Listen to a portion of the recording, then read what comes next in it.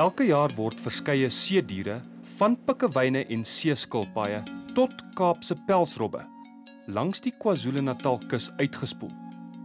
Die wat te siek, beseer of uitgeput is om terug te keer, eindig dan hier by Ushaka Marine World se rehabilitasiesentrum waar dan na hulle omgesien word.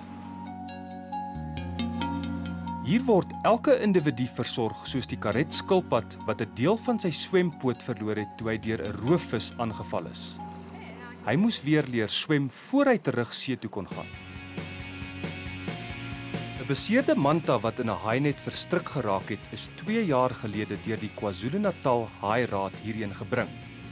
Sy's Nandi genoem en moes daagliks groot hoeveelhede seekos gevoer word voor sy per vliegtuig na 'n aquarium in Georgia in die VSA geneem is. Hulle het genoeg plek vir 'n seedier van Nandi se grootte gehad, omdat 'n manta se vlerkspan tot 6 meter kan strek. Southbroom aan die suidkus is waar nog 'n groot seedier onlangs uitgespoel het.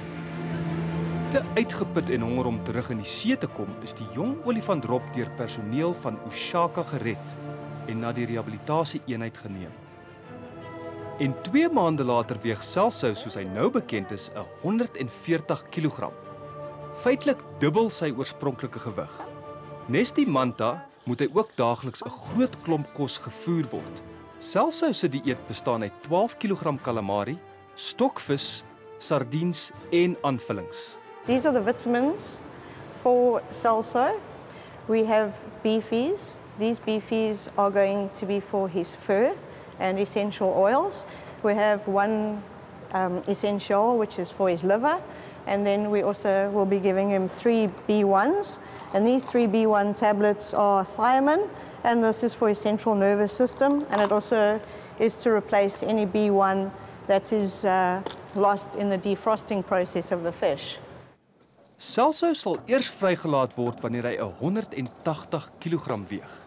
Die regte gewig vir 'n ouetjie van 20 maande.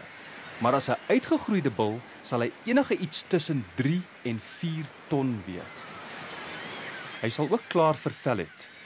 Olifantdrobbe kom land toe om te teel en te vervel en hulle groei 'n nuwe pels voor hulle na die see toe terugkeer, waar hulle 80% van hulle lewe deurbring. Olifantdrobbe duik 2000 meter diep vir kos en hulle groot oë het spesiale bolvormige lense wat help om meer lig in die donker te absorbeer. Hulle kan ook groot hoeveelhede lug inneem wat hulle toelaat om hulle asems vir so lank as 2 ure op te hou.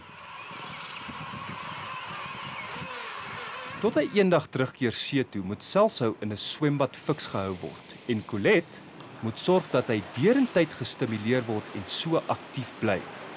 Hy speel met allerlei voorwerpe soos hierdie breë plastieklinte wat so seebamboes lyk, baie soos die wat die Kaapse pelsrobbe in die waters van die Weskus aantref.